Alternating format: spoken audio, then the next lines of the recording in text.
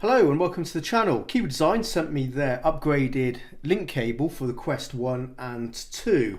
So let's take a look in this very simple looking box. I'll tell you about its features. So this is a cable which is rated as a USB 3.1 capable cable. And that means it can transfer data up to 5 gigabits per second.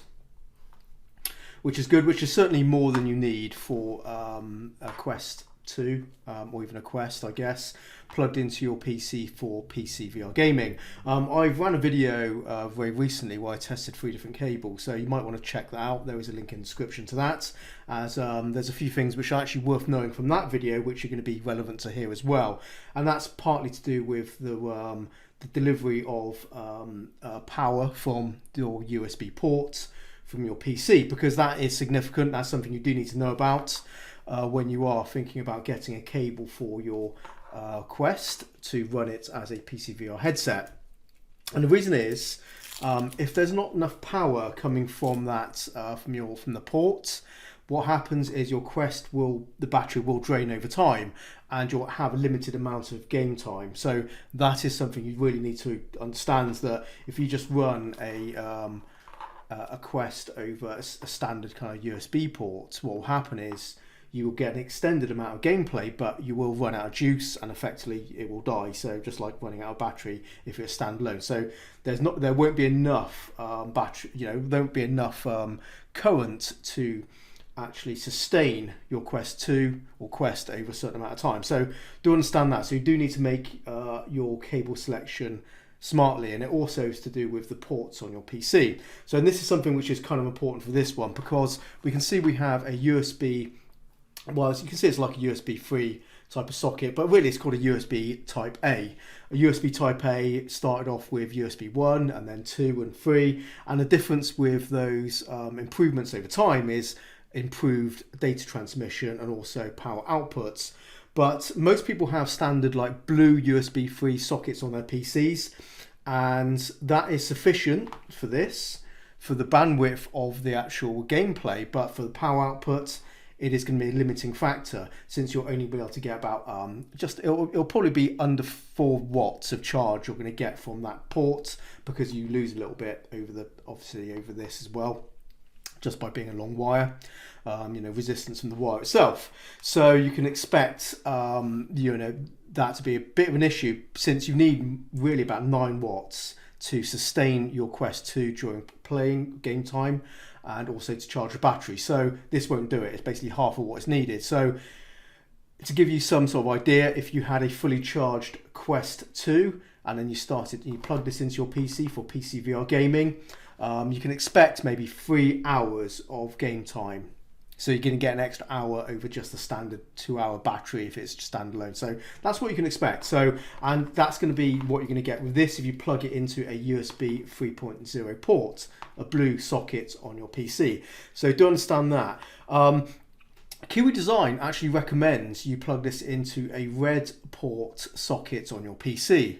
What does that mean? It's still going to be a USB 3 socket, but the red port actually is a port that supplies 9 watts of power. So this is a port you're going to get on high-end motherboards. If you don't have it on your motherboard, guys, then you're going to be stuck with basically 4.5 watts.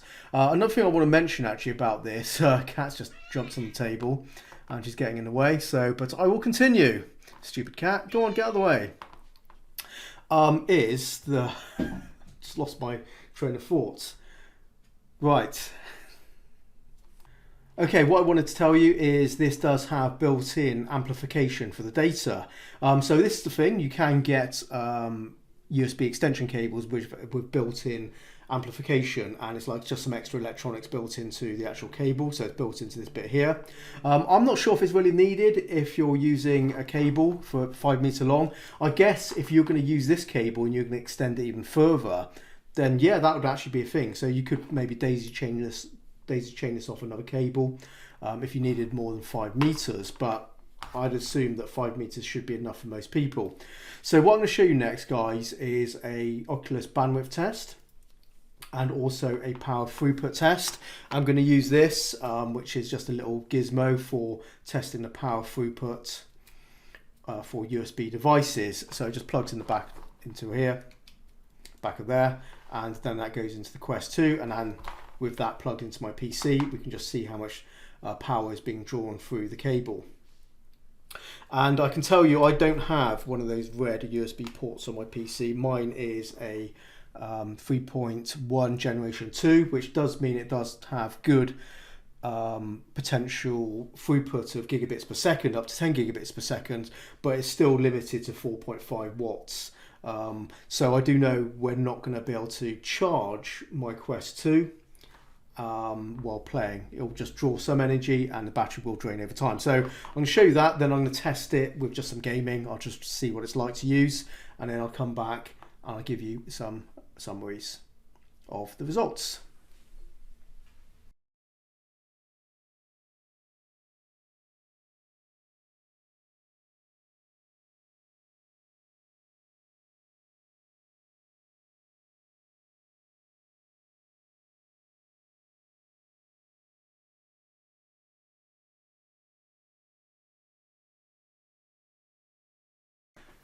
Okay, so the results are in. I've used this now for a couple of hours, and as a link cable, it's doing absolutely stellar job. There's no problems with it.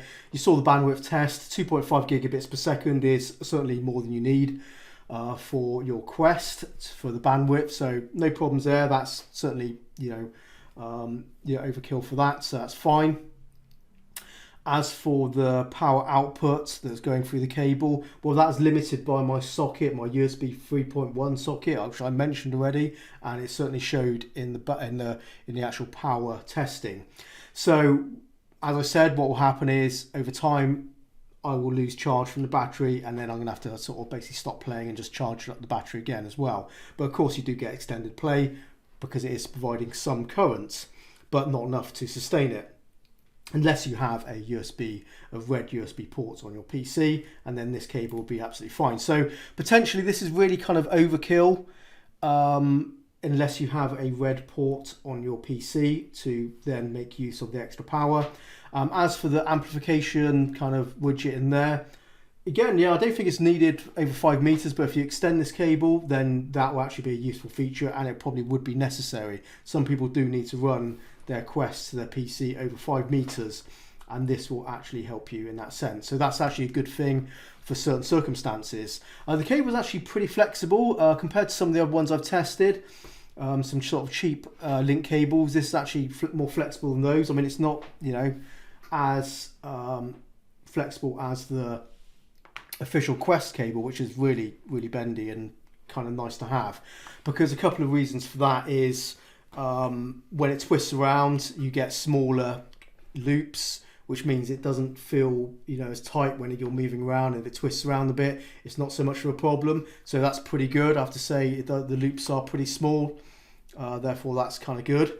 And the other thing is something which is less stiff puts less pressure on the socket on your Quest 2 as well, and that's something which is obviously a very good thing, because of course the socket on there is pretty delicate, and so is the socket on there, the plug, and you don't want something which is adding a lot of stress onto this piece here, because it can be bad for it. So when we cinch it down to the side of the Quest, which obviously you have to do if you can't play and leave this hanging around. So, I mean, it's going to break, right, no matter what cable you use. So you do need to attach it to here, and you've got a little bit of flexibility still there, which means there's less stress on that point there, which is a very good thing. So yeah, it's a good cable, better than some of the other ones I've tested in that sense. It's a good quality cable, and of course better than the cheaper cables, but potentially overkill if you're only be running over USB 3 ports, where you're only going to get a limited amount of power output. Then you may as well just get a cheaper cable. But one thing I can tell you about Kiwi Design products is I know they last, so you kind of get what you pay for. Kiwi Design, I think their products are fairly priced, and although this is a relatively expensive link cable, it is actually a good link cable for what it does, and it's only limited by the fact is you know, obviously the power output from the socket you're plugging this into, and not the cable itself. It does everything it needs to do. And yeah, so if you have a red socket on your PC, this would be a good cable for you. If you need to extend it and you need to have an amplification on your cable, then you obviously, that's what you're paying for as well. It's going to be useful for that. But anyone else, maybe go look for the cheaper cables. Check my other video, because that's covered in there.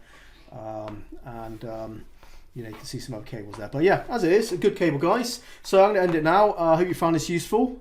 That was my review for the Kiwi Design upgraded link cable for the Quest and Quest 2. Anyway, hope you found it useful. Take it easy. I'll see you in the next one, and take care. Bye bye.